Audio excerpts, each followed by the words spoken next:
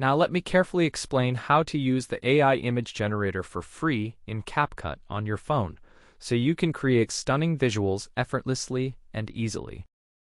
There is a fantastic feature in CapCut that you can explore. Let's go here and navigate to the image text option together now. Here you can create images for free, but remember, it's limited to only 1 or 2 times, as you can see. Here you simply type your prompt in the text box provided, then click this button, write any prompt you like, and finally press Generate to create your image. Let me show you what happens if I accidentally exit. It instantly provides a prompt. Now, just click Generate and your image will start generating.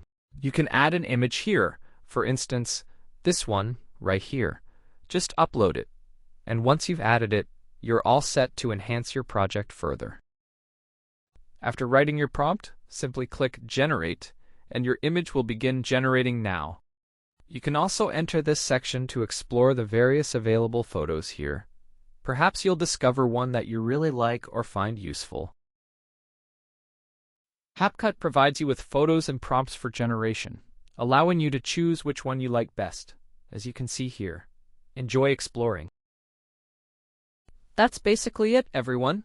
Thank you for watching, wishing you all the best of luck, and goodbye for now. Take care.